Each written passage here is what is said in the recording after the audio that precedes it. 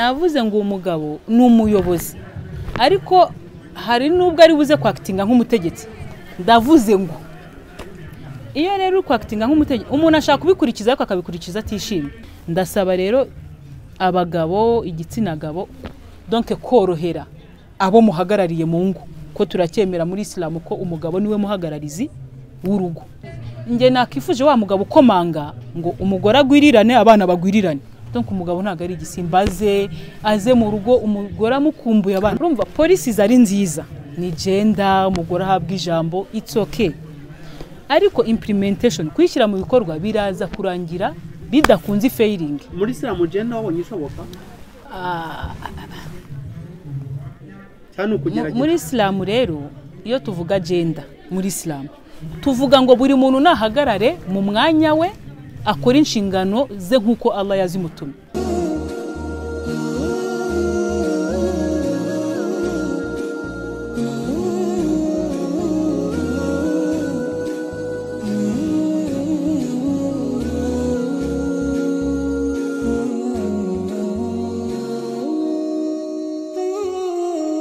Bavandimwe mukurikira Halal TV 250 by'umwihariko uyu munsi dufite umutumirwa n'umubyeyi aratangira twibwira hanyuma rero agerageze kutubwira cyane kandi n'umubyeyi numwe mu babyeyi bagize amahirwe alhamdulillah yuko bageze ku ntebe y'ishuri.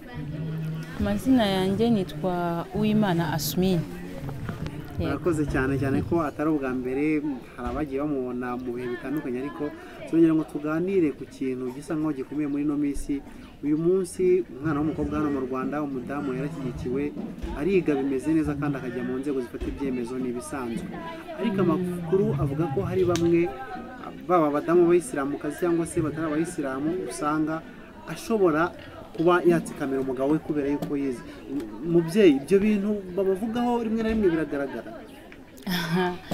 Ntago nabihakana cyane ko ariko nabwo ntanabyemeza kuko mbyemeje ubwo nabangiye gutanga urugero rwaho mbizi kandi ntaho. Ariko icyo nshaka kuvuga muri rusange kuba Allah aradugiriye yaraduhaye amahirwe tukiga numva ko cyakabaye ikintu cyiza cyo kugira ngo tuba Abayisilamu beza kuko noneho hari ubumenyi runaka ufite bw'idini noneho hari n'ubumenyi wize mu mashuri asanzwe. Ntago rero kugira ubumenyi ku mudamu byakabaye icyitwazo cyo kugira ngo ukandamize umugabo wawe kubera ko nimba turi Abayisilamu twemera ko urugo rugira umuhagararizi. Allah akaba yaratoranyije ko umugabo ari uba umuhagararizi w'urugo kuko umudamu yize akaba ari guhembwa amamiliyoni. Ntago biza kuba inverse, ntago biza kuba ikinyuranyo ngo tuze kuvuga ngo wa mudamu kuko yize akaba ahembwa amafaranga menshi biraza gutuma atakitwa umudamu mu rugo. Waba uri umuyobozi ahantu ukomeye ariko iyo ugeze mu rugo n'ubundi buri umudamu kuko urugo rufite umuhagararizi. Nge rero ntago nemeranya n'umudamu w'Umuyisilamu wagiriwe amahirwe na Allah kuko hari abifuje kwiga ntibiga ngo kuba warize bize gutuma ukandagira aya. Umudamu n'umuyobozi nk'ubwo buryo ariko se yakwitwaye gute mu rugo kandi umugabo akavuga ati by'umwihariko inshingano yarakomeje arazubahiriza? Mudamu rero nakomeje mbivuga ko mu rugo habamo umugabo hakaba umugore. Twe mu idini ya Islam tuzi ko umugabo niwe Allah yahaye kuba umuyobozi w'urugo. Rero hejuru y'amashuri uwo mudamu afite hejuru y'amafaranga menshi ahembwa njyewe numva ko umudamu yageze mu rugo agomba kwibuka inshingano ze naho atagomba kurenga nk'umugore nkuko umugabo n'ubundi ari bukomeza akaba umuhagararizi w'urugo n'umugore akemera ko ari umugore mu rugo agaca bugufi. Njye niko mbyumva. Umugabo aravuze ati ufite akazi njye ntako mfite uyu munsi nta naho uri bujye. Umugore situation nk'iya yitwaramo. Tugendeye ku idini umugabo aramutse adashaka gukora wakabiritse kuko nimba koko umwubaha wakabiritse tugendeye kuko idini rivuga. Avuze ati ndajyayo. Nabivuze rega turi Abayisilamu. Niyo mpamvu tuvuga ngo Islamu n'Abayisilamu biratandukanye. Islam iravuga kubaha umugabo. Nimba yavuze ngo akazura uragahagarika tugendeye kuri Islam ikivuga ugomba kugahagarika. Nta zindi discussion. ariko tugendeye kuri aya marangamutima ari aha hanze tuvuga iti ngiye nize kugira ngo nicare se mugiye kuburana. Dusaba Allah rero ngo aduhe abagabo beza batwumva nibuze ako umugabo uri bukorohereze, kuko nkeka ko umudamu yaca bugufi rwose, ariko nabwo ufite umuyobozi uzarebe naho dukora hasanzwe. Umuyobozi aramutse atari flexible kubakoresha ntibirangira se abakoresha binaniranye akayigendera agahindura akazi. Bivuze ko rero kuba umugabo nawe ari umuhagararizi w'urugo, ariko nawe yakagiye kuba aba flexible kumva ibintu, ntago ari ukuza ngo ndavuze ngo ejo nene se ku kazi ni ukusezera. Ku kazi nabwo hari imirongo ngenderwaho yo gusezera. Ntago wabyuka ngo uhite wandikira boss ngo nahagaritse ngo niko umugabo yavuze. Mugomba kubiganira uti ngiye kubera izi mpamvu ABC mugore wanjye sinshaka gukora, none ukamuha umwanya wo kujya no gusezera. Siko bimeze se? Kuko umugore nimba ari umuntu uri smart wagiye kwaka akazi gakeneye, urumva urubahamagaye kuri telefone ngo umugabo yavuze ngo ntagashaka nkora ngo ubwo sindi buzi. Ireba nyine ibintu biri bwangirika aho hantu. Kanange ni urugero ndi umuyobozi w'ikigo, bari bazi ko kuwa mbere ndi buzi, misema magara boss muri directed ngo nashaka kumenyesha ko ntakije ngo umugabo yavuze. Kumva atari kibazo se? Umugabo nabe flexible avuga iti nkeneye kuko kwezi uteguza umukoresha wawe ko ukundi kwezi utazagukora, kubera ko ndifuza kuba mu rugo ukarira abana, ntago nshaka ibyo bintu byo kujya gukora. Ntibyumvikana se? Ntabwo ari muri Islam gusa bituri kubiganira, kuko hari ikibazo rimwe na rimwe usanga gihari mu muryango nyarwanda, ariko gusa abantu bari bakwiriye kubaho muri ubwo buryo, aracenga undi ntibumvikana mu kazi, bikwiriye kugenda gutukuza. Ngewe nakubwiye uko ndi kubyumva, navuze ngo hakabayeho flexibility hagati y'abantu babiri babana. Navuze ngo umugabo ni umuyobozi, ariko hari nubwo ari buze kwakitinga nk'umutegetsi.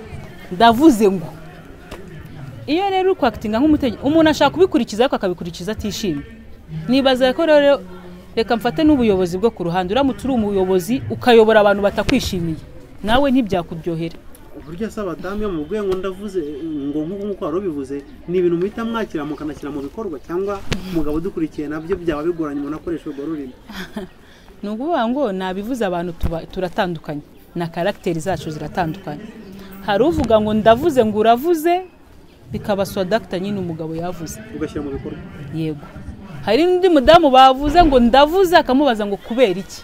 Uwo mudamu ubajije ngo kubera iki akoze ikosa muri Islamu? Aho ngaho icyo Islam ibivugaho simpize rwose, umbabarire, kubera ko Islam idutegeka kubaha, sibyo? Urakizi rero agomba kubaha. None se kuba ubajije ngo kubera iki, nukugira ngo icyo kintu ugishyire mu bikorwa ariko umutima utuje, sibyo? Kuko byaba bibabaje kuba gusa ari uko yabyutsa kumva arashaka kuvuga ngo ndavuze, sibyo? Niyo mpamvu navuze ngo natwe dusabe flexibility ku bantu baduhagarariye. Retiri hanze bavuga ko abadamu b'Abayisilamu ari bamwe mu bashobora kuba bakandamizwa. Ni ibintu mwakira gute kuko nibyo cyangwa nabatazi ko Islam ikora? Nge numva ari abantu batazi ko Islam ikora, kuko umugabo nta hantu ayivuga ngo akandamize umugore. Neze ko umugabo Allah Islam musaba kubanira neza, gusa umuntu akubanira neza hazamo gukandamiza. Ubu nimba bavuga ngo umugabo mu nshingano ze agomba kugutuza ahantu heza ushaka bijyanye n'ubushobozi bwe, akugaburire neza, akwambike, akuvuze, donc inshingano ubundi umugabo afise. Byakaba bisobanuye ko umugore agomba guhora yishimye, umugabo akurikije inshingano Allah yamuhaye. Rero ndumva ngiye ibyo gukandamiza ni umugabo nawe warenze ku mategeko Allah yamuhaye, ko nta hantu Allah yanditse gukandamiza umugore. Ngiye niko mbyumva. Rero nitugendera kuri izo nshingano baho umugabo agiye kuzana umugore mu rugo, uzakora umugabo aramutse abyubahirije, ngiye numva nta hantu namwe yaba yankandamije hose. Umugabo nk'umutware mu by'ukuri nicyo akwiriye kumenya ku mudamu, by'umwihariko ntabwo tuvuga ku Bayisilamu kazi bo, nicyo akwiriye kumenya ku mudamu no kumuhanira byanze bikunze ku buryo mubaho muhora mwishimye nk'uko wari ubivuze. Umugabo buriya yamenye ko umudamu nk'uko Islam bivuga, umudamu ari ituze bye. Urumva ituze byawe nawe rihangayitse, nawe ntabyo ugira. Yakabaye yumva ko rero afite uruhare rukomeye mu kunezeza umudamu. Mu kumunezeza rero harimo no kwakira ibitekerezo bye n'ibyifuzo mu gihe bitabangamiye idini cyangwa bitabangamiye andi mategeko ubwo ari hanze. kuko ubwo turi kuvuga umudamu muri rusange. Nuvuga ngo rero njye icyo mvuga aha hanze hari abagabo bari smart sibyo? Ni ukuvuga iki? Donc hari umugabo uredike wize unafite ubumenyi runaka bw'idini ubihuza kumva ko hari uburenganzira umugore agomba. Wowe n'umusore mwagiye mu ishuri murigana mwiga iyo mate na physique n'urugero, ijoro umuhungu yaraye nibyo waraye sibyo? Mwese mwumva mufite inzozi zo kuvamo abenjeniyeri n'ibiki, mwese murihirwa n'ababyeyi. None tugeze ku kigero cyo gushaka, wenda nabanje gukora cyangwa nari ntaranakorera amafaranga, wahise avuga iti ukuntu bisobanutse rero nge nzakora, wowe uze wicare woza ibyombo. Sumva ko kantu hari ukuntu umudamu atari bubyumve neza. Ubu sinayiti naraye no musore no mu ishuri naramurushaga, arabizi iyo amanota yasohokaga arabizi. None ngiye kuko ndi umukobwa ibintu byose nize babicishijemo akarongo, ninjye mu gikoni noza ibyombo ngaburire umugabo. Urumva aho hantu ukuntu kuhumva bigorana? Buriya uko bimeze turi abayisilamu, hari igihe ayize ukavuga iti niko Allah yarivuze, ariko nawe ukumva nyine hari ukuntu wakabaye ibyumva. Tugize amahirwe yo kuganira turi hafi no kugana ku musozo nk'umuyisilamukazi, ijwi ry'abandi nubwo batagutumye muri sabiri cy'abagabo b'abayisilamu. Ngiye ikintu nasaba abagabo b'abayisilamu nabasaba korohera igitsina gore. Ntabwo baborohera? Kubera ko hari ka nyinshi zo kumva ngo gukandamiza numva, kuko nta hantu nahita njya direct ngo nerekanye ngo uyu mugore baramukandamiza. Nasaba kumva ko nabo bumve ko abadamu n'abantu sibyo? Buriya umuntu utanga n'uhabwa, utanga yakaba yari we wiga cyane kurenza uhabwa. Uhabwa ahora ameze gutya, ariko utanga urumva kugira ngo umwigishe wumve ko agomba kurekura. Wenda yarafite icyubahiro kiri ku 100%, uri kumusaba ngo rekura kabiri. Urumva uwo uri guha n'umudamu. Reka dufatire kuri no gender hari ahantu itagiye ba successful kubera implementation itarakunze. Uburyo yashyizwe mu bikorwa, ishyirwa mu bikorwa.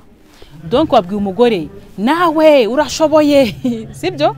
Nawe ibi mugabo yakora yabikora, kubensipira si bibi, ntago ari bibi. None urumva umugore wari uri hasi niwo wigishije sibyo? Umugabo wari ufite iyo power ku 100%, uri kumusaba ngo rekuramo 30, sinzi pourcentage turi kumusaba, niwe wakwigisha ko kurekura nibyo bigoye. Reba ariko wowe wari ufite icyubahiro kiri ku 100%, bari kugusaba ngo rekura 20. Ni ingero batangaga rero mu mahugurwa yo gukora amapolisi twigeze gukoramo. Urumva polisi zari nziza, ni gender, umugore ahabwa ijambo, it's okay, ariko implementation kwishyira mu bikorwa biraza kurangira bidakunze failing. Muri Islam gender wabonye ishoboka? Muri Islam rero iyo tuvuga gender muri Islam tuvuga ngo buri muntu nahagarare mu mwanya we akora inshingano ze nkuko Allah yazimutumye. Twe ntago tujya kuvuga ngo umugabo n'umugore bajye ngo ni 50-50, ntabwo bikunda. Iyo ntago ari Islam. Biravuga ngo wa mugabo hari inshingano Allah yaguhaye kumuhagarariza urugo, ntago biri theorique ni pratique.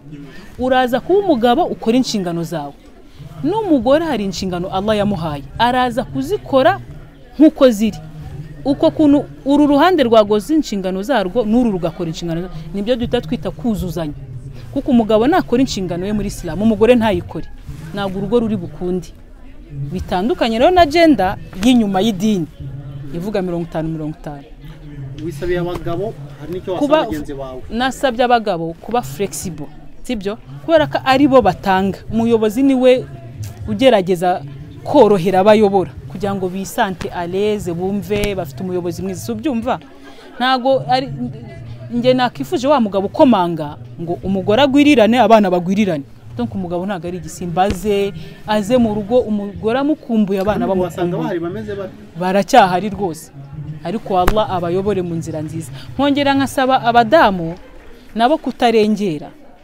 Nuje hanze ngo mve gender ihita kubwira ko ari urububyuke nawe ugatutanga andi mategeko runaka mu rugo ya. Wumve ko gender yagusabye gukora inshingano zawe neza, kuko natwe arizo tutakora neza. Yasabye n'umugabo gukora inshingano ze neza. Noneho zazindi zawe zikore wishimye, kuko none se kuba twaravutse ugasanga Allah yakugize umukobwa uyu yamugize umuhungu, nta ruhare twabigizemo, kuko baguhitishamo birashoboka ko hari ibindi wahitamo, ntibyashoboka se. Ubwo rero kuba uri umukobwa, alhamdulillah, nibyo Allah yabonye bigukwiye bikubereye. Sinzi impamvu rero ushaka kujya gushyiramo imbaraga ushaka kwigira umugabo cyangwa kwigira umuhungu, siko bimeze. Ndasaba rero abagabo, igitsina gabo, donc korohera abo muhagarariye mu ngo, ko turacyemera muri Islam ko umugabo niwe muhagararizi w'urugo, niwe muyobozi w'urugo. Ariko umuyobozi mwiza si wa wundi se ugisha inama, ntago ari bya bindi uza ngo kuko ndi directrice ngo ngende ko n'ibintu bitagenda nkahita ukoresha inama. Hari abantu mufatanyije kuyobora, ukumva n'ibitekerezo mukabireba mukabiheraho mufata umwanzuro, siko mu buyobozi busanzwe bigenda. N'uwo mugabo raramutse ari umuhagararizi mwiza, ari umuyobozi w'urugo we mwiza, umudamu yagira uruhare mu myanzuro y'iki umugabo ari gufatira urugo rwe. Murakoze.